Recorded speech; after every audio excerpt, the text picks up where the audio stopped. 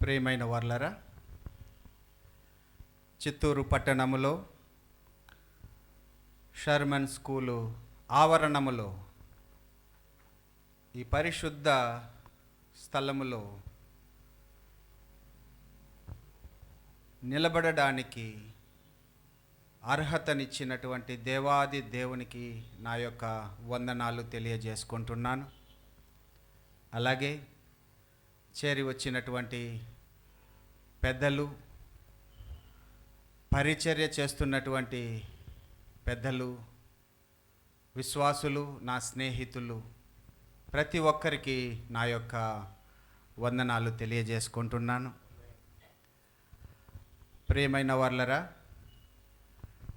కొద్ది నిమిషాలు నేను నా యొక్క సాక్ష్యాన్ని మీతో పంచుకోవాలని ఆశపడుతున్నాను.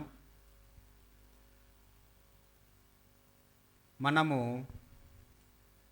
పలమనేరుకు ఒకవేళ ప్రయాణించే సమయంలో హైవేలో కొన్ని వెహికల్స్ యాక్సిడెంట్ అయ్యి అవి బాగా క్రష్ అయినటువంటి వెహికల్స్ పోలీసు శాఖ వారు అక్కడక్కడ పెట్టి ఉంటారు. చాలామంది మనము చూసి ఉంటాం. ఎందుకు అలా ఆ వెహికల్స్ను అక్కడ అలా కనబడేలా పెడతారు అని ఆలోచన చేస్తే, ఆ దారిలో ప్రయాణిస్తున్నటువంటి ప్రయాణికులు, వాహనాన్ని నడుపుతున్నటువంటి ఆ యొక్క డ్రైవర్స్ ఆ వెహికల్ని చూసినప్పుడు, ఆ వాహనాన్ని చూసినప్పుడు, ఆ వాహనం యొక్క పరిస్థితి వాళ్ళకు అర్థం కావాలని నిర్లక్ష్యంగా ఒకవేళ ప్రయాణం చేస్తే ఎలాంటి పరిస్థితులు అని అవి జ్ఞాపకము చేయడానికి ఆ వెహికల్స్ని అలా అక్కడ ఉంచుతారు. ఈరోజు నేను ఇక్కడ నిలబడడానికి కారణం కూడా నా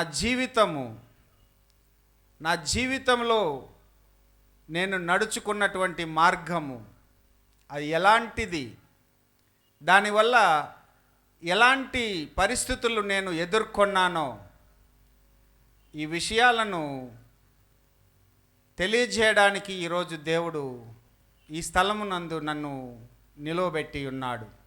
హల్లెలూయా. ప్రియమైన వర్లరా, పరిశుద్ధ గ్రంథములో పరమ తండ్రికి ఒక పేరున్నది. సైన్యములకు అధిపతియగు యెహోవా. ఎవరు ఆ సైన్యం? ఇక్కడ ఉంటున్నటువంటి మనమే ఆయన సైన్యం. హల్లెలూయా. మనమే ఆయన యొక్క సైన్యం. ఆయన మన అధిపతి, మనకు అధిపతి. ఆయన కుమారుడికి కూడా ఒక పేరున్నది. ఆ మాటను మనం ఇప్పుడు జ్ఞాపకము చేసుకుందాం.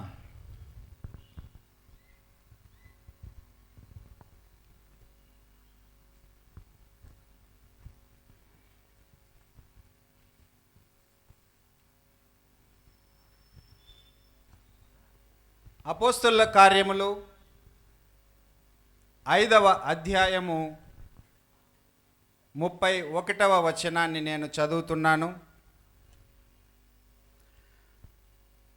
ఇజ్రాయేలునకు మారు మనస్సు, పాప క్షమాపణ దయచేయుటకై దేవుడు ఆయనను అధిపతినిగాను రక్షకునిగాను తన దక్షిణ హస్త బలము చేత హెచ్చించియున్నాడు. హల్లెలూయా. పేతురు ఈ మాట పలికినట్టుగా మనము గ్రంథంలో చూస్తున్నాం. ఇక్కడ వ్రాయబడినటువంటి ఈ మాటలో ఈ వాక్యములో యేసు ప్రభువు గురించి వ్రాయబడినటువంటి మాట. ఇజ్రాయేలునకు మారు మనస్సు, పాప క్షమాపణ దయచేయుటకై దేవుడు ఆయనను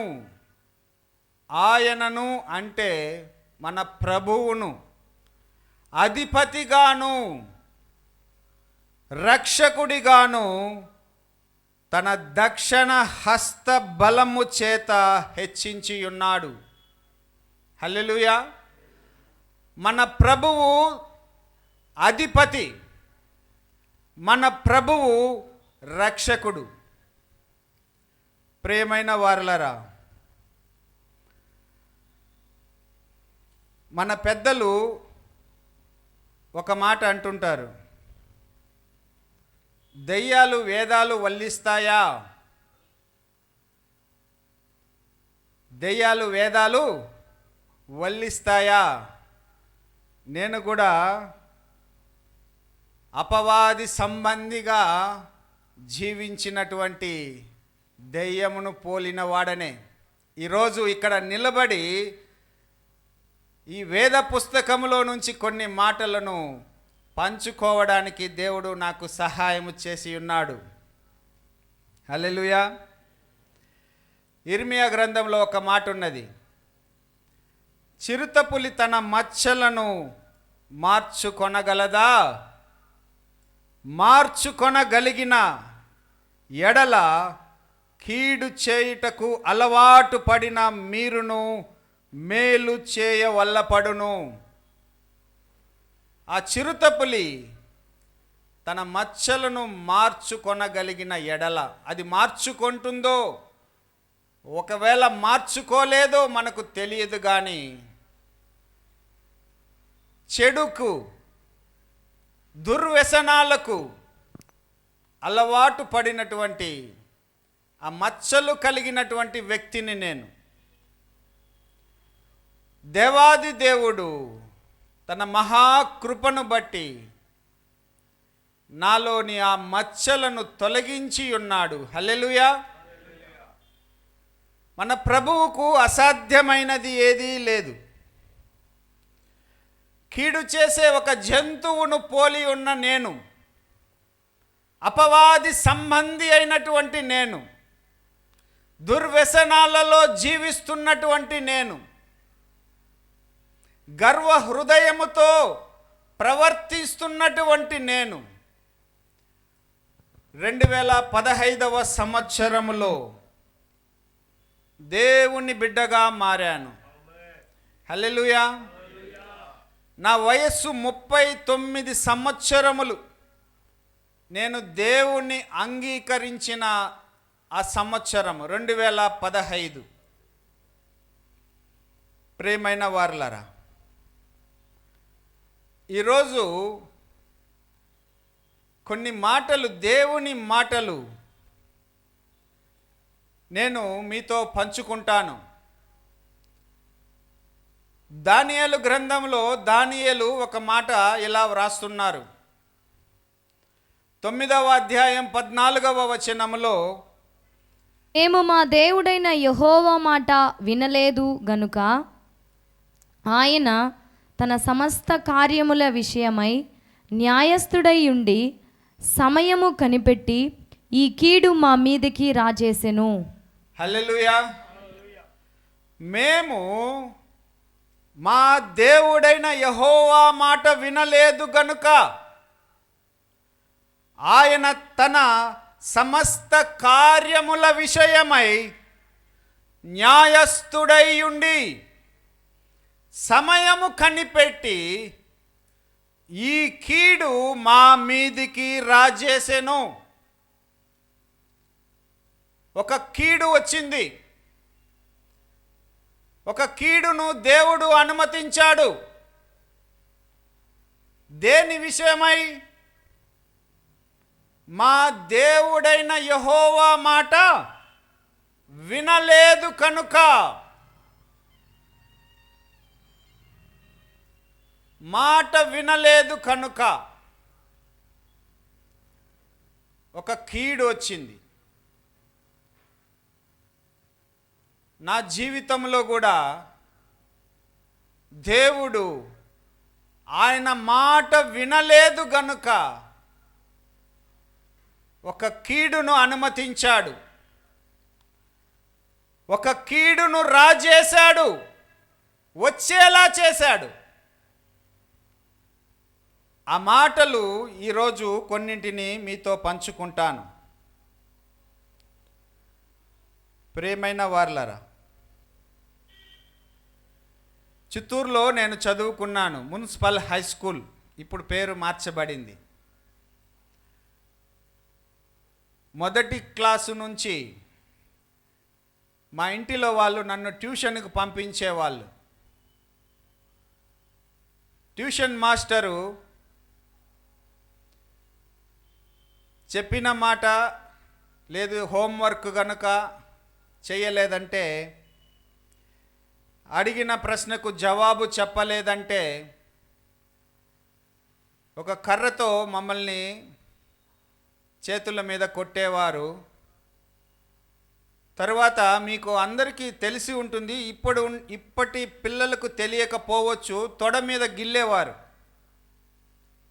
తొడ మీద బాగా కమిలిపోయేది. అప్పుడు హాఫ్ డ్రాయర్, ప్యాంట్ లేదు, హాఫ్ డ్రాయర్, కాకి కలర్, వైట్ షర్టు, కాకి డ్రాయర్. చూసిన వాళ్ళు అడిగేవారు, ఆ మచ్చలు ఏంటి, ఆ మచ్చలు అని. ఎందుకు కొట్టాడు మీ మాస్టరు, మాస్టర్ కొట్టాడు అని చెబితే ఎందుకు కొట్టాడు, చెప్పిన పని చెయ్యలేదు కాబట్టి. ప్రియమైన వారలరా, సామెతల గ్రంథంలో ఒక మాట ఉన్నది, 18వ వచనంలో, బుద్ధి వచ్చునని నీ కుమారుణ్ణి శిక్షింపుము. అయితే వాడు చాలు, బుద్ధి వచ్చునని కుమారుణ్ణి శిక్షింపుము. బుద్ధి రావడానికి కొట్టేవాళ్ళు, చెప్పిన మాట వినాలని కొట్టేవాళ్ళు. ప్రియమైన వారలరా, హెబ్రీ పత్రికలో ఒక మాట నేను చదివి వినిపిస్తాను. 12వ అధ్యాయంలో 5-6 వచనాలు నేను చదివి వినిపిస్తాను. నా కుమారుడా, ప్రభువు చేయు శిక్షను తృణీకరించకుము. ఆయన నిన్ను గద్దించినప్పుడు విసుకకుము. ప్రభువు తాను ప్రేమించు వానిని శిక్షించి తాను స్వీకరించు ప్రతి కుమారుణ్ణి దండించును అని కుమారులతో సంభాషించున్నట్లు మీతో సంభాషించు ఆయన హెచ్చరికను మరచితిరి. ప్రియమైన వారలారా, ఆయన నిన్ను గద్దించినప్పుడు విసుకకుము. ప్రభువు తాను ప్రేమించు వానిని శిక్షించి తాను స్వీకరించు ప్రతి కుమారుణ్ణి దండించును. హల్లెలూయా. శ్రమలు వస్తాయి, కష్టములు వస్తాయి, జీవితంలో నిందలు వస్తాయి, దేవుడు అనుమతిస్తాడు. అయ్యో, నేను దేవుని బిడ్డగా ఉన్నప్పటికీ నాకెందుకు ఈ కష్టము అని బాధపడుతుంటాం. ఈ వాక్యములో మనము గమనిస్తే, తాను ప్రేమించు వానిని శిక్షించి తాను స్వీకరించు ప్రతి కుమారుణ్ణి దండించును. హల్లెలూయా. ఆయన తన బిడ్డగా చేసుకునేటప్పుడు శిక్షిస్తాడు, ఆయన తన కుమారునిగా స్వీకరించేటప్పుడు దండిస్తాడు. ఈ మాటలు మనము జ్ఞాపకం పెట్టుకోవాలి. కొంత కఠినమైన మాటలే ఈరోజు నేను మీతో పంచుకుంటాను. టాబ్లెట్ కూడా చేదుగానే ఉంటుంది. చేదుగా ఉన్న టాబ్లెట్ తింటేనే ఆరోగ్యం. కాబట్టి కొన్ని మాటలు, దేవునికి లోబడాలనేది ప్రధానమైనది. వివాహమైన 15 సంవత్సరాలు నేను చర్చికి వెళ్ళలేదు. 1999లో నేను వివాహం చేసుకున్నాను. 2015వ సంవత్సరం వరకు నేను మందిరానికి వెళ్ళలేదు. హెబ్రీ పత్రికలో మరొక మాట నేను చదివి వినిపిస్తాను. అదే 12వ అధ్యాయంలో 9వ వచనం చివరలో, అట్లయితే ఆత్మలకు తండ్రి అయిన వానికి మరి ఎక్కువగా లోబడి బ్రతుకవలెను కదా. ఎవరికి లోబడాలి? మన ఆత్మలకు తండ్రి, మన ప్రభువుకి ఎక్కువగా లోబడి బ్రతకవలెను కదా. తల్లిదండ్రులకు లోబడం, బిడ్డలకు లోబడం, భార్యకు లోబడం, బంధువులకు, అత్తమామలకు, తల్లిదండ్రులకు మనం లోబడం. ఆత్మలకు తండ్రి, ఆత్మలకు తండ్రి అయిన వానికి మరి ఎక్కువగా లోబడి బ్రతుకవలెను కదా అంటున్నాడు. నేను లోబడి జీవించిన వాడని కాదు.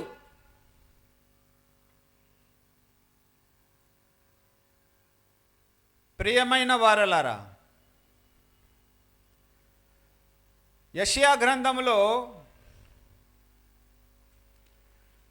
40వ అధ్యాయంలో 4వ వచనము నేను చదివి వినిపిస్తాను. ప్రతి లోయను ఎత్తు చేయవలెను, ప్రతి పర్వతమును, ప్రతి కొండను అణచవలెను, వంకరవి చక్కగాను, కరుకైనవి సమముగాను ఉండవలెను. ఈ మాట ఒక్క నిమిషం మనము ఆలోచన చేస్తే, లోయ ఒక లోపము అనుకుందాం. ఆ లోపము పూడ్చబడాలి. అది మంచిది కాదు. ఒక పర్వతము అని చూస్తున్నాం, ఒక అహంకారము. పర్వతము అనగా అహంకారము అనే ఆలోచన చేద్దాం. కొండ అని చూస్తున్నాం, గర్వము. ఈ లోయలు ఎత్తు చేయబడాలి. ఆ లోపము పూడ్చబడాలి అని అర్థం. ఆ పర్వతము, ఆ కొండ తగ్గించాలి. ఆ గర్వం ఉండకూడదు, అహంకారం ఉండకూడదు అని మనము ఆలోచన చేయాలి. ప్రియమైన వారలారా, ఒక వస్తువు ఉపయోగకరంగా మార్చబడాలంటే దాని ఆకారము మార్చబడాలి, ఆ షేప్ మారాలి. కొన్ని వస్తువులు కొలిమిలో ఎర్రగా కాచి దాన్ని ఉపయోగకరమైనటువంటి ఒక ఆకారాన్ని తీసుకొని వస్తారు. అది ఎలా ఉన్నది ఉన్నట్టుగా మనం దాన్ని ఉపయోగించలేం. అలాగే మనిషి కూడా, ఆ మనిషిలో ఉండవలసినవి ఉండాలి, ఉండకూడనివి ఉండకూడదు. అందుకే వంకరవి చక్కగాను, కరుకైనవి సమముగాను ఉండవలెను అని మనము గ్రంథంలో చూస్తున్నాం. మానవుణ్ణి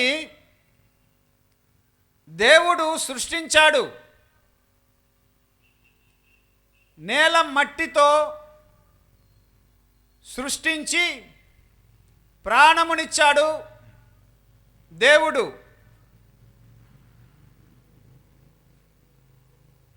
ఎందుకొరకు మానవుణ్ణి సృష్టించాడయ్యా, ఎందుకు మానవుణ్ణి కలుగజేశాడు అని ఒక మాట ఆలోచన చేద్దాం.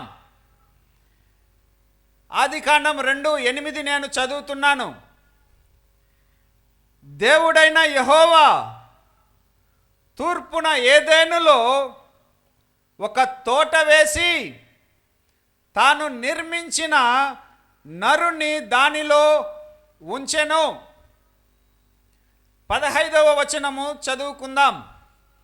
మరియు దేవుడైన యెహోవా నరుని తీసుకొని ఏదెను తోటను సేద్యపరచుటకును దాన్ని కాచుటకును దానిలో ఉంచెను.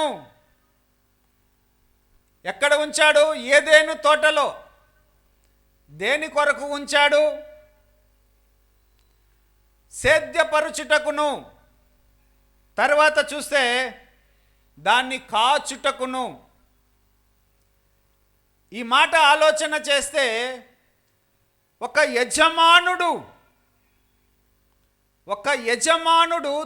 ఒక పనివాణ్ణి పెట్టినట్లుగా మనము చూస్తున్నాం. సేద్యము చేయడానికి, దానికి కాపలా ఉండడానికి.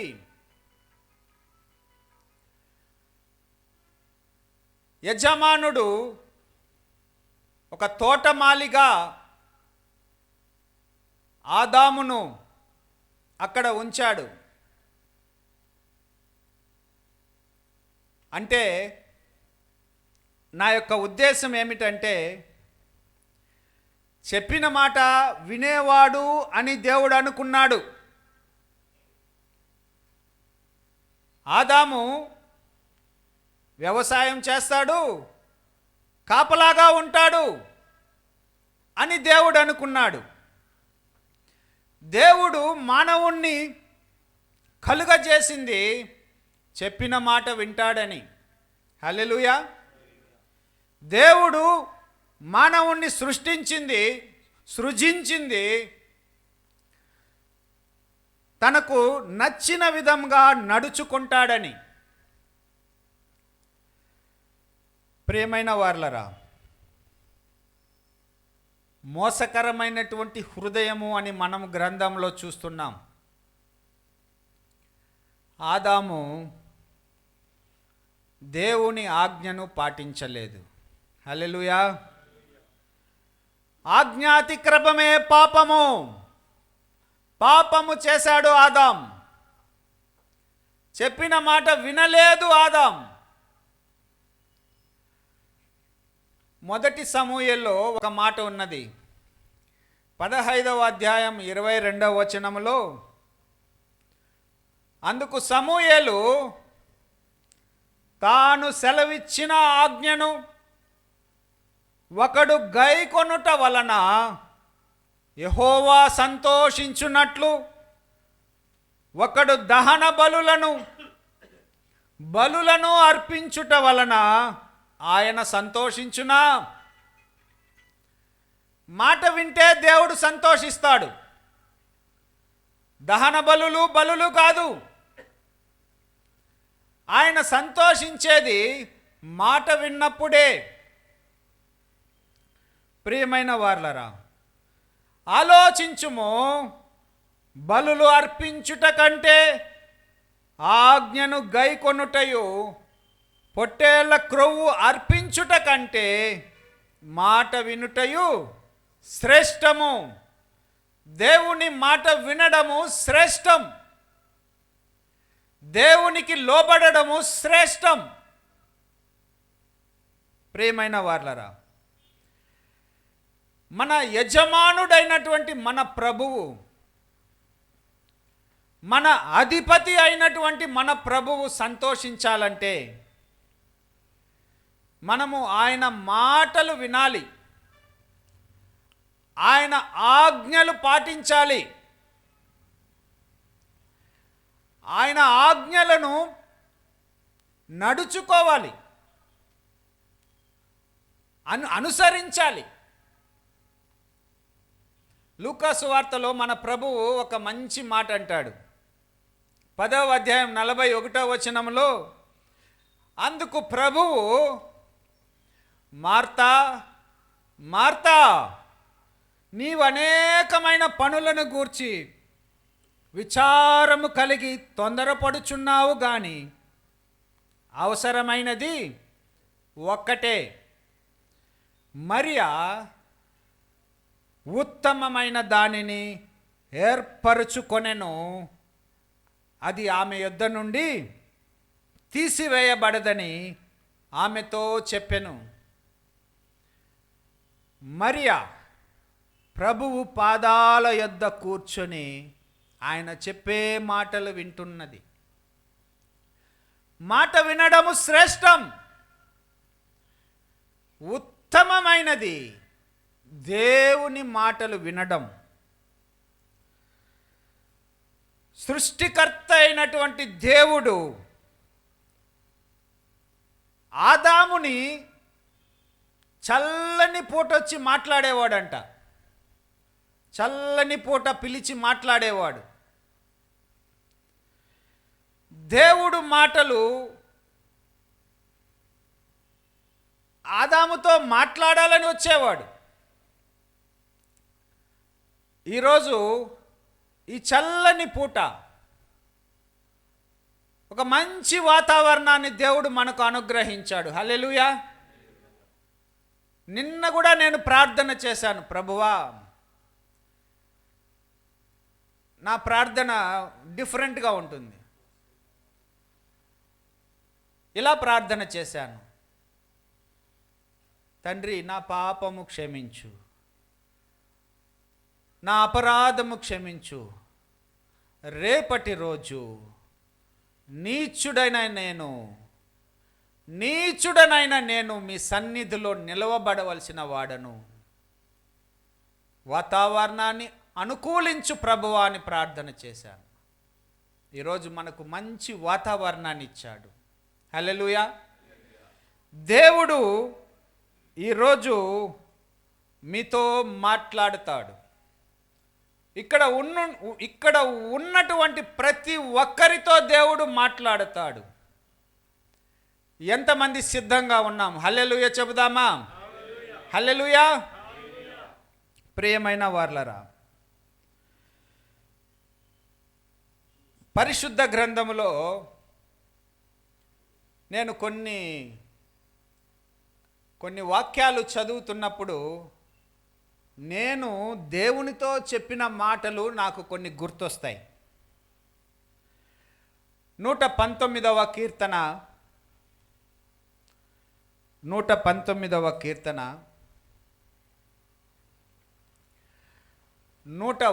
వచనం, నేను నీ వాక్యము అనుసరించి నడుచున్నట్లు, నేను నీ వాక్యమును అనుసరించున్నట్లు దుష్ట మార్గములన్నింటిలో నుండి నా పాదములు తొలగించుకొనుచున్నాను. ఒకరోజు ఈ మాట దేవునితో నేను చెప్పాను. ఒక ఉదయకాలం 3 గంటలకి ఈ మాట నేను నా నోటితో చెప్పాను. అలాగే 104వ వచనం కూడా, 119 కీర్తనలు 119 104వ చరణము కూడా, నీ ఉపదేశము వలన నాకు వివేకము కలిగెను, తప్పు మార్గములన్నీయు నాకు అసహ్యములాయెను. నీ ఉపదేశము వలన నాకు వివేకము కలిగెను. దేవుడు నాకు ఉపదేశించాడు. దేవుడు నాతో మాట్లాడాడు. ఆ రోజు నాకు వివేకము కలిగించాడు. తప్పు మార్గములన్నీ నాకు అసహ్యములాయెను. హల్లెలూయా. దేవుడు నాతో మాట్లాడినటువంటి రోజు తప్పు మార్గములన్నీ నాకు అసహ్యమైనాయి. ప్రియమైన వార్లరా, అలాగే 106వ వచనం కూడా, నీ న్యాయ విధులను నేను అనుసరించెదనని నేను ప్రమాణము చేసి ఉన్నాను, నా మాట నెరవేర్చుదును. ఇలాంటి మాటే నేను దేవునితో మాట్లాడినాను. నీ న్యాయ విధులను నేను అనుసరించెదనని నేను ప్రమాణము చేసి ఉన్నాను అని చూస్తున్నాం. నేను ఆ రోజు దేవునితో ప్రమాణం చేశాను. నేను ఆ రోజు దేవునితో నిబంధన చేసుకున్నాను. నీ న్యాయ విధులను నేను అనుసరించేదనని ప్రమాణము చేసి ఉన్నాను అని చూస్తున్నాం. ప్రియమైన వార్లరా, 1999వ సంవత్సరము నాకు వివాహం జరిగింది. 2015వ సంవత్సరము నేను బాప్తిస్మం తీసుకున్నాను. 15 సంవత్సరములు నేను దేవుణ్ణి అంగీకరించలేదు. 15 సంవత్సరములు. ఆమె చదువుతున్నటువంటి రోజుల్లోనే దేవుణ్ణి అంగీకరించినటువంటి బిడ్డ. దేవుని బిడ్డను దేవుడు నా జీవితంలోనికి అనుమతించాడు. హల్లెలూయా. చాలా ప్రయత్నం, ఆమె ప్రయత్నం, చాలా ఎంతోమంది సేవకులు వారిని ఇంటికి తీసుకొని వచ్చి నాకు సువార్తను చెప్పించే ప్రయత్నం. సత్యనారాయణపురం బ్రదరన్ అసెంబ్లీలో మీటింగ్లు జరిగినప్పుడు దూర ప్రాంతాల నుంచి వచ్చినటువంటి దైవజనులను వారి ద్వారా నాకు సువార్తను చెప్పించే ప్రయత్నం. ఆమె ఎన్ని ప్రయత్నాలు చేసినా అవన్నీ వ్యర్థము అని నేను అనుకునేవాడిని. ఒక మాట ఉంది, యత్నం ప్రయత్నం దేవుని చిత్తం. ఆమె యత్నం ప్రయత్నం దేవుని చిత్తమే. ఆమె ప్రయత్నం మానలేదు. అనేక మంది నాకు చెప్పారు, దేవుని గురించి చెప్పారు, సువార్తను బోధించారు. ప్రియమైన వార్లరా, నా కొరకు అనేక మందికి ప్రార్థనల రిక్వెస్ట్లు చెప్పేది. ప్రార్థన చేయండి సార్, ప్రార్థన చేయండి బ్రదర్ అని. నేను బాగా తాగేవాడిని. ఇష్టం వచ్చినట్లు తిరిగేవాడిని. ప్రశ్నిస్తే కోపం నాకు. ఎందుకు ఏమి అని అడగకూడదు ఇంట్లో. అలా హింసించేవాడిని, బాధ పెట్టేవాడిని, బెదిరిస్తూ జీవించేవాడిని. కొంత గట్టిగా ఎందుకు ఇలా అని అడిగితే, మీరు ఇంట్లోనే ఉండండి, నేను ఇంట్లో నుంచి వెళ్ళిపోతానని బెదిరించేవాడిని. ఎన్నో రోజులు. ప్రియమైన వార్లరా, సహోదరిని బాగా బాధ పెట్టేవాడిని. ఆదివారము చర్చి దగ్గర బైక్లో దిగబెట్టేవాడిని. దిగబెట్టి నేను వెనక్కి తిరిగి వచ్చేసేవాడిని. ప్రియమైన వార్లరా, దేవుడు మంచివారిని చెడ్డవారిని చూస్తూ ఉన్నాడని సామెతల గ్రంథంలో మనం వాక్యంలో చూస్తాం. ఆయన చూసే దేవుడు. నాకు అప్పుడు ఆ విషయం తెలీదు. దేవుడు చూసేవాడు, దేవుడు పరిశీలించేవాడు. ప్రియమైన వార్లరా, ఆకాశము నుండి మనుషులనందరినీ చూస్తున్నాడు అని మనము వాక్యంలో చూస్తాం. హల్లెలూయా. గలతీ పత్రికలో ఒక మాట నాకు ఈరోజు మీతో చెప్తాను. 6వ అధ్యాయం 7వ వచనంలో, మోసపోకుడి, దేవుడు వెక్కిరింపబడడు, మనుష్యుడు ఏమి విత్తునో ఆ పంటనే కోయును.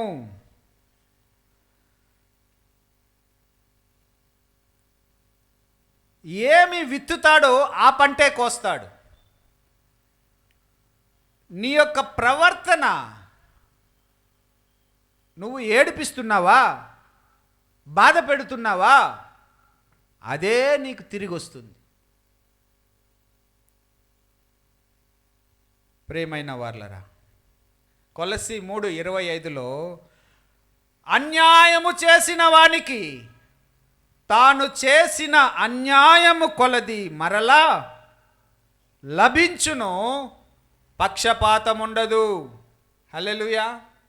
దేవునికి పక్షపాతం లేదు. దావీదు దగ్గర కూడా దేవుడు పక్షపాతం చూపించలేదు. లేక వచ్చావు, లేక ప్రాణం పోసానని ఆదాముకు కూడా పక్షపాతం చూపించలేదు. అన్యాయము చేసిన వానికి తాను చేసిన అన్యాయము కొలది మరలా లభించును. ప్రియమైన వార్లరా, నా ప్రవర్తన, నా జీవితంలో నేను చేసినటువంటి తప్పులు అవన్నీ తిరిగి నాకు ఇవ్వాలని అనుకున్నాడు దేవుడు. బాధ పెట్టాను, బాధపడ్డాను, హింసించాను, హింసను అనుభవించాను, ఏడిపించాను, ఏడ్చాను, వేధించాను, వేదన పడ్డాను. ప్రియమైన వార్లరా, కీర్తనల గ్రంథములో 22వ కీర్తన 24వ వచనములో ఆయన బాధపడువాని బాధను తృణీకరింపలేదు. దాన్ని చూచి ఆయన అసహ్యపడలేదు. అతనికి తన ముఖము దాచలేదు. వాడాయనకు మొర్ర పెట్టగా ఆయన ఆలకించెను. బాధ పెట్టి నేను బాగా హింసించే, ఇప్పుడు ఏదో చూసేదానికి మంచివాళ్ళ అనిపిస్తున్నాను. బాధపడువాని బాధను తృణీకరింపలేదు ఆయన.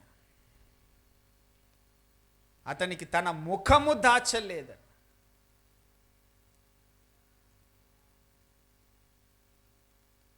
వీడికి ఎంతమంది సువార్త చెప్పినా వీడు మారడు అనుకున్నాడు. పెద్ద ఎంతో సేవకులు, దైవజనులు అందరూ చెప్పినా వీడు మారే రకం కాదనుకున్నాడు. ఆయనే స్వయంగా బుద్ధి చెప్పడానికి నిర్ణయం తీసుకున్నాడు ప్రభు. హల్లెలూయా. ప్రియమైన వార్లరా, సౌలుకు బుద్ధి చెప్పింది ఎవరు? ప్రభువే. సౌలుకు బుద్ధి చెప్పింది ప్రభువే. సౌలా సౌలా, నీవేళ నన్ను హింసించుచున్నావు అని దేవుడే మాట్లాడినాడు. ఆ కళ్ళు కనబడకుండా 3 రోజులు అన్నము లేదు, చూపు లేదు. 3 days అలా దర్శించాడు. ప్రియమైన వార్లరా, ఒకరోజు సాయంత్రకాలం ఒక 5 గంటల ప్రాంతంలో తన 3 దూతలను, దైవజనులు, యోవాన్ బ్రదర్ అయ్యగారు, కిరణ్ బ్రదర్ గారు, మరి నా స్నేహితుడైనటువంటి యోహాన్, వీరి 3 దేవుడు నా యొద్దకు పంపించాడు. 3 నా యొద్దకు వచ్చి వందనాలు చేసి, మోహన్ రెడ్డి గారు, కొంత స్థలము మీ తోపులో మాకు కావాలి, మేము ఒక చిన్న మందిరము కట్టుకోవాలి, చాలామంది దూర ప్రయాణం చేసి అక్కడ మందిరానికి రాలేకపోతున్నారు, ఇక్కడ దగ్గరలో మీ తోపులో మందిరము కట్టుకుంటాము అని అడిగారు. డ్రింక్ చేస్తున్నాను అప్పుడు కూడా నేను. సోషల్ డిస్టెన్స్లో పెట్టి మాట్లాడినాను, వాళ్ళు వచ్చినా కూడా. సోషల్ డిస్టెన్స్, కరోనాలో మనకు ఆ మాట వినబడింది. నేను ఎప్పుడో చాలా పాత సంగతి చెబుతున్నాను. ఎంత మందిరం కట్టుకుంటారు, కట్టుకోండి అని పర్మిషన్ ఇచ్చాను. ఓకే, ప్రియమైన వార్లరా, ప్రార్థన చేశారు, మందిరం కట్టాలి, ప్రార్థన జరిగింది. మరుసటి రోజు నా మీద కేసు వేశారు. ప్రార్థన జరిగింది, మరుసటి రోజు నా మీద కేసు పెట్టారు. 26 మంది. నా గుండె నేను ఎలా చెప్పాలో నాకు అర్థం కావడం లేదు. ఏమంటారు, మైండ్ బ్లాక్ అయింది. అర్థం కాలేదు. నా మీద కేసు పెట్టడం ఏంటి? ఒకరిని కూడా ఒక్క మాట అనలేదే, ఒక్కరిని కూడా ఒక దెబ్బ కొట్టలేదే, నా మీద కేసు పెట్టారా? ప్రియమైన వార్లారా, దేవుడు అనుమతించాడు, ఒక శ్రమను అనుమతించాడు, ఒక నష్టాన్ని అనుమతించాడు.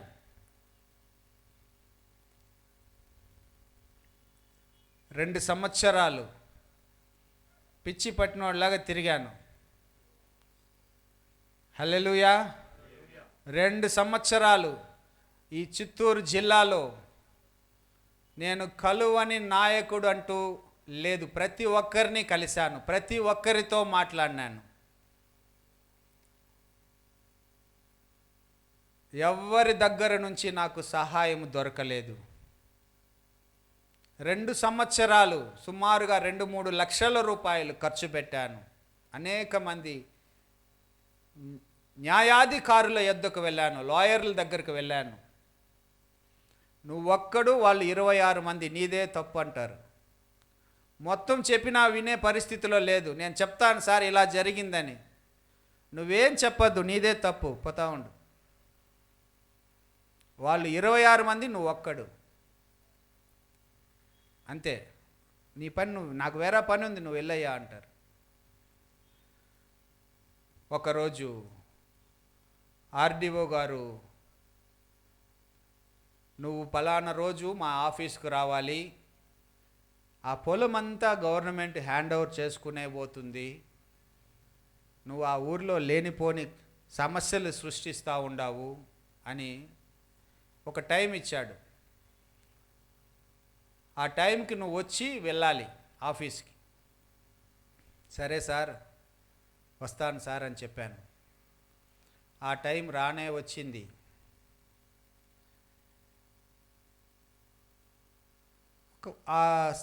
వాళ్ళు ఫోన్ చేయడానికి ఒక 4 రోజుల ముందు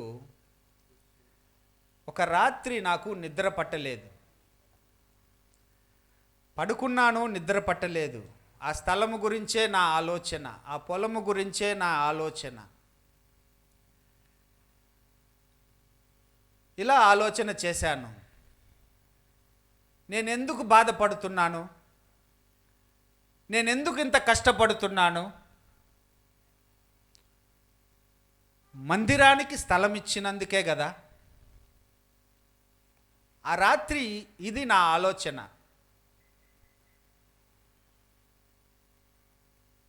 ప్రియమైన వార్లరా, ఇంటిలో సహోదరి బిడ్డలు నిద్రపోతున్నారు. ఆయన్నే అడుగుదాం, ఈ సమస్య ఎవరి వల్ల వచ్చిందో నా జీవితంలో ఆయన్నే అడగాలని నేను అనుకున్నాను. ఆమె విశ్వాసము గొప్పది. నాకు ఒక బైబిల్ కూడా ఇచ్చి, ఈ బైబిల్ నీది, ఎవరికి ఇవ్వకూడదు అని నా చేతిలో పెట్టింది ఒకరోజు. హల్లెలూయా. నాకు సువార్త చెప్పిన వాళ్ళందరూ ఆ రోజు గుర్తొచ్చారు. నాకు వాక్యము చెప్పినటువంటి పాస్టర్లు అందరూ గుర్తొచ్చారు. ఇంటికి వచ్చేవాళ్ళు, వాక్యము చదివి వినిపించేవాళ్ళు, ప్రార్థన చేసేవాళ్ళు. ఇప్పుడు నేను దేవునికి ప్రార్థన చేయాలి, దేవుణ్ణి నేను అడగాలి. నాకు ఎవరు హెల్ప్ చేయలేదు. ఎంతో నష్టపోయాను. హల్లెలూయా. నేను దేవుణ్ణి అడగాలనుకున్నాను. దేవుణ్ణి అడగాలంటే వాక్యం చదవాలి. వాక్యం చదివిన తర్వాత ప్రార్థన చేయాలి. అది నేను చూసినటువంటి ఆ ప్యాటర్న్. ఆ బైబిల్ నేను ఆ రోజు వెతికి నా చేతిలో తీసుకున్నాను. సుమారు 3 గంటలు, ఉదయం 3 గంటలకు బైబిల్ తీసుకున్నాను. ఏమి చదవాలి?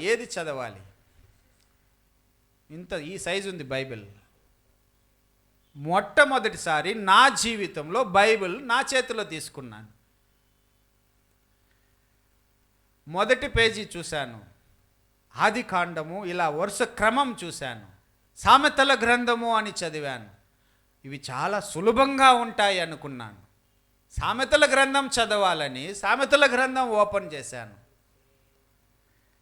న్యూస్ పేపర్లో హెడ్డింగ్స్ చదువుతున్న రీతిగా అక్కడక్కడ చదువుకుంటూ వెళ్తున్నాను. ఒక వాక్యం చదివాను కొంత సమయానికి. సామెతల గ్రంథం 23వ వచనం, 20వ అధ్యాయం 23వ వచనం. వేరు తూనికరాళ్ళు యెహోవాకు హేయము అని చదివాను. వేరు తూనికరాళ్ళు యెహోవాకు హేయము. మళ్ళీ చదివాను, మళ్ళీ అదే చదివాను. ఇలా అరగంట చదివాను. ఒకే లైన్, ఆ రెండో లైన్ కూడా చదవలేదు. ఒకే లైన్ అరగంట చదివాను.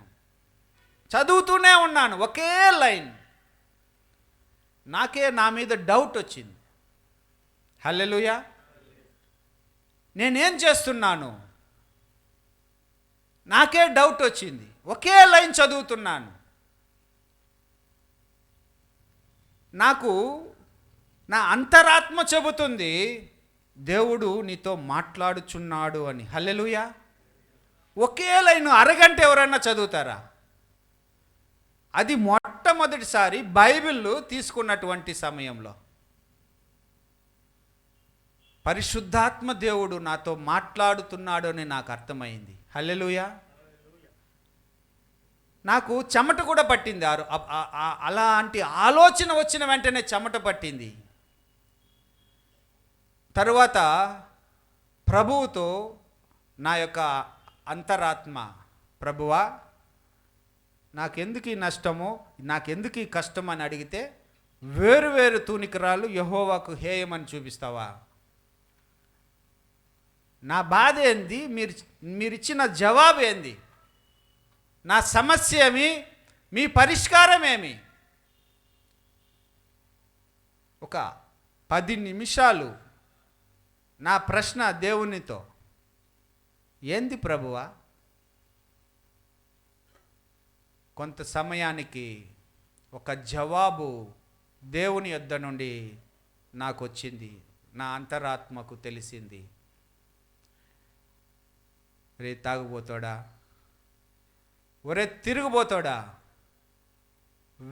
వేరు తూనికరాలంటే నీ ప్రవర్తన, నీ చేష్టలు, నీ విపరీతమైనటువంటి ఆ తాగుడు, నువ్వు పెట్టే బాధ, నువ్వు హింసించే ఆ హింస ఇంటిలో, ఇవన్నీ నాకు అసహ్యము అని ఆ దేవుడు అంటున్నాడు. హల్లెలూయా. వేరు తూనికరాలంటే నీ జీవితమే బాలేదు. నీలో ఏవి సక్రమంగా లేవు. నీలో ఉన్నవన్నీ అవలక్షణాలే. ఇవన్నీ వేరు తూనికరాలు. హల్లెలూయా. నీ జీవితమే నాకు అసహ్యం. నువ్వే అసహ్యం, నీ జీవితం అసహ్యం, నీ స్థలం కూడా నాకు అసహ్యం అంటున్నాడు. హల్లెలూయా. దిమ్మ తిరిగింది నాకు. మొట్టమొదటి రోజు తిరిగిన దానికంటే ఎక్కువ మైండు అదొక్క చెమట తడి లోపల బనీని తడిసిపోయింది. పరిశుద్ధాత్మ దేవుడు నన్ను గద్దించాడు. హల్లెలూయా. నువ్వే మంచోడు కాదు, నీ బుద్ధి మంచిది కాదు, నీ ప్రవర్తన మంచిది కాదు, నీ తిరుగుడు, నీ అలవాట్లు, ఇవేవి మంచివి కాదు, ఇవన్నీ నాకు అసహ్యం, నీ స్థలము నాకు అసహ్యం, సర్వ సృష్టి నాది, నీ స్థలం ఎంత? వెధవ. దేవుడు నన్ను బండబూతులు తిట్టాడు. ప్రేమైన వార్లారా, దేవుని సన్నిధిలో నిలువబడి ఉన్నది ఉన్నట్టుగా చెబుతున్నాను, దేవుడు నన్ను బూతులు తిట్టాడు. దావీదుని తిట్టాడో లేదో నాకు తెలియదు, ఆదాముని తిట్టాడో నాకు తెలియదు, కానీ నన్ను మాత్రం తిట్టాడు. హల్లెలూయా. ఒక 5 నిమిషాల తర్వాత నా నోటి నుంచి ఒక మాట వచ్చింది, ప్రభువా నన్ను క్షమించు. హల్లెలూయా. తండ్రి నన్ను మన్నించు. ఈ క్షణము నుంచి, ఈ నిమిషము నుంచి మీకు అసహ్యమైనవి ఏవి నాలో ఉండవు. హల్లెలూయా. ఈ నిమిషంలోనే అన్ని నేను విడిచిపెడుతున్నాను. ప్రభువా నన్ను క్షమించు, ప్రభువా నన్ను రక్షించు అని 2 మాటలు, నాకు తెలిసిన నోటికి వచ్చిన 2-3 మాటలు చెప్పి ఆ బైబిల్లో ఇలా వ్రాశాను, ఒక పేజీలో వెనక. తండ్రి ఈ రోజు నుండి, ఈ నిమిషం నుండి నీ బిడ్డగా నేను జీవిస్తాను. హల్లెలూయా. నీకు నచ్చిన విధంగా నేను జీవిస్తాను. నీకు అసహ్యమైనవి నాలో ఏవి కనబడకుండా నేను జీవిస్తాను. హల్లెలూయా. ఒక 2 లైన్లు రాసి ఆమెన్ అని రాసి మళ్ళా నా సంతకం పెట్టాను. హల్లెలూయా. ప్రియమైన వార్లారా, సుమారుగా 5 గంటలు కావస్తుంది ఆ రోజు. 5 గంటలకు సహోదరి మళ్ళీ ప్రేయర్లో వాళ్ళు ప్రార్థనకు లేస్తుందని ఎక్కడ ఉన్న బైబిల్ అక్కడ పెట్టేసి గప్చుప్ అని పడుకునేసినాను. హల్లెలూయా. నేను చిన్న పొడిగా ఒక మాట ప్రార్థన అయిపోయింది, బైబిల్ ఎత్తి జాగ్రత్తగా పెట్టేసి మళ్ళీ పడుకునేసినాను. ప్రియమైన వాళ్ళరా, నాకు దేవునికి అగ్రిమెంట్ అయిపోయింది, నాకు యేసయ్యకు నిబంధన అయిపోయింది. హల్లెలూయా. ఒక 3 రోజుల తర్వాత ఆ వస్తానని చెప్పిన ఫోన్ వచ్చింది.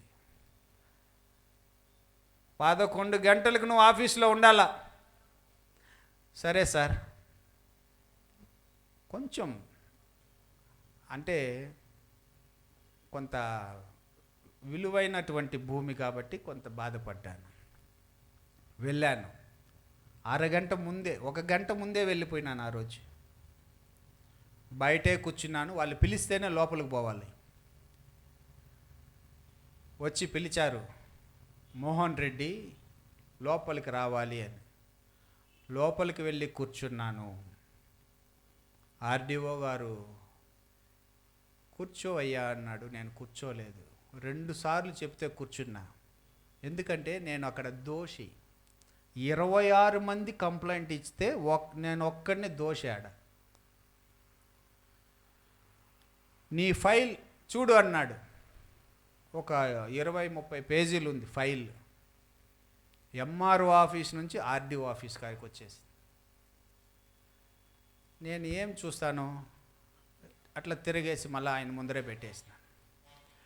ఈరోజు ఆన్లైన్లో డిలీట్ చేయాలి ఈ నంబర్, సర్వే నంబర్, అందుకే నిన్ను పిలిపించినామన్నాడు. సరే సార్, సైలెంట్గా కూర్చున్నాను. ఈరోజు నేను సంతకం పెట్టాలయ్యా, సంతకం పెట్టి దాన్ని డిలీట్ చేయాలా, కానీ ఈరోజు నేను సంతకం పెట్టకూడదు. అర్థం కాలా. సంతకం పెడతాడా పెట్టడా అని నాకు అర్థం కాలా. హల్లెలూయా. సంతకం పెట్టాలన్నాడు, కానీ నేను సంతకం పెట్టకూడదు అన్నాడు. కొంచెం కన్ఫ్యూజ్ అయినా. వినపడినట్టు ఎక్స్ప్రెషన్ ఇచ్చిన, మోహన్ రెడ్డి ఈ సీటు నేను ఆల్రెడీ నాకు ప్రమోషన్ వచ్చింది, నేను మరొక ఆఫీసులో జాయిన్ అయిపోయినా. హల్లెలూయా. ఇక్కడ ఉండవలసిన ఆయన ఇంకా రాలేదు కాబట్టి నేను సంతకం పెట్టకూడదు. హల్లెలూయా. ప్రియమైన వార్లారా, కొంచెం ధైర్యం వచ్చింది.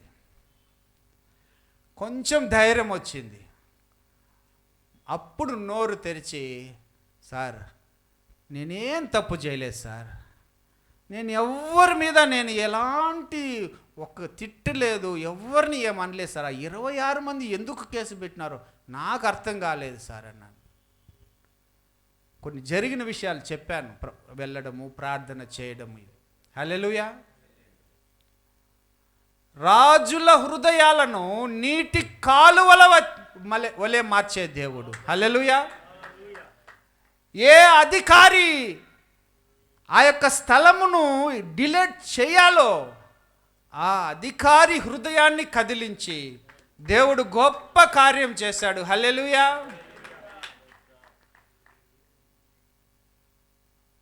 ప్రియమైన వార్లారా, ఆ క్షణమే నేను దేవునికి థ్యాంక్స్ చెప్పాను హృదయంలో. హల్లెలూయా. ప్రభువా, నువ్వు ఉన్నవాడవు, నువ్వు నా ప్రార్థన విన్నావు,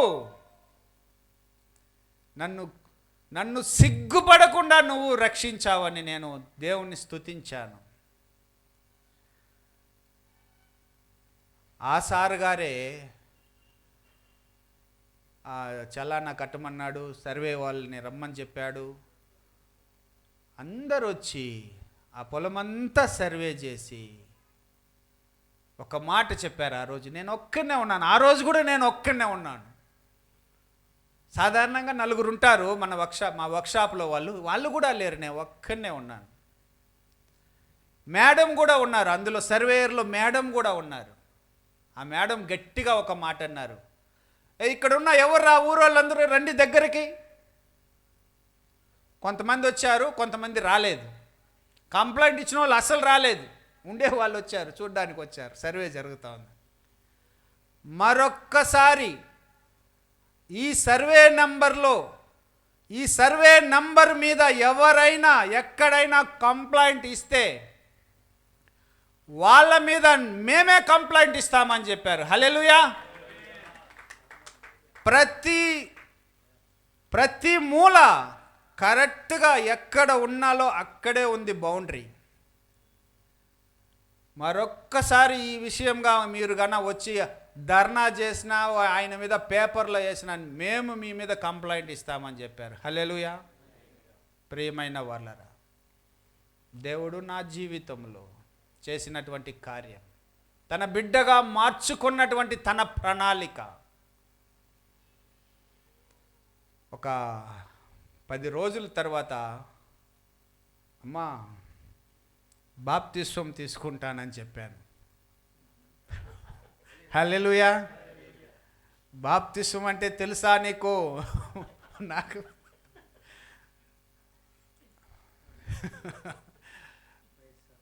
హల్లెలూయా. దేవుడు నాతో మాట్లాడాడు. దేవుడికి నాకు నిబంధన జరిగింది. చిన్నబ్బ సార్ గారు, సత్యనారాయణపురం చిన్నబ్బ సార్ గారు నాకు బాప్తిస్మ ఇచ్చారు 2015వ సంవత్సరంలో. నేను బాప్తిస్వం తీసుకున్నాను జూలై 4వ తారీఖు అనుకుంటా. ఆ రీతిగా దేవుడు నన్ను తన బిడ్డగా చేసుకున్నాడు.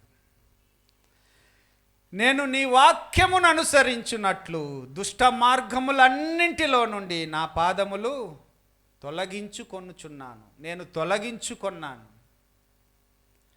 ప్రియమైన వాళ్ళరా, జ్ఞాపకము చేసుకుందాం. ప్రతి లోయ ఎత్తు చేయవలెను, ప్రతి పర్వతమును ప్రతి కొండను అణచవలెను, వంకరవి చక్కగాను కరుకైనవి సమముగాను ఉండవలెను. ఇక్కడ ఉంటున్నటువంటి దేవుని బిడ్డలు ఎన్ని వంకరలున్నాయో నాకైతే తెలియదు. కొండలున్నాయో, లోయలున్నాయో, పర్వతాలున్నాయో నాకైతే తెలియదు, కానీ దేవుడు చూస్తున్నాడు. హల్లెలూయా. దేవుడు శిక్షించక ముందే, దేవుడు గద్దించక ముందే మీ హృదయాలను మార్చుకుంటే మీకు దీవెన. హల్లెలూయా, ఆశీర్వాదం. ప్రియమైన వాళ్ళరా, దేవుడు ఈరోజు మీతో మాట్లాడాడు. దేవుడి మాటలను తృణీకరించకూడదు. ఆయన మాట వినుట శ్రేష్టం, ఆయన ఆజ్ఞలకు లోబడుట శ్రేష్టం. జ్ఞాపకం పెట్టుకుందాం. ప్రియమైన వాళ్ళరా, నీ న్యాయ విధులను నేను అనుసరించదనని నేను ప్రమాణము చేసి ఉన్నాను, నా మాట నేను నెరవేర్చుదును. దేవుడికి ఇచ్చిన మాట నేను నెరవేర్చాను. ఈరోజు మీరు కూడా మీ హృదయములో దేవుడు కార్యము జరిగిస్తే దేవునికి మీరు మాట ఇవ్వండి. దేవుని బిడ్డగా మీరు కొనసాగండి. ఆయనకు అసహ్యమైనవి ఏవి లేకుండా, ఆయనకు హేయమైనవి ఏవి లేకుండా జీవిస్తానని మీరు దేవునికి మాటిస్తే మీ జీవితంలో ఆశ్చర్య కార్యాలు చూస్తారు, అద్భుత కార్యాలు మీరు చూస్తారు. హల్లెలూయా. దేవుడు ఈ మాటలను దీవించునుగాక.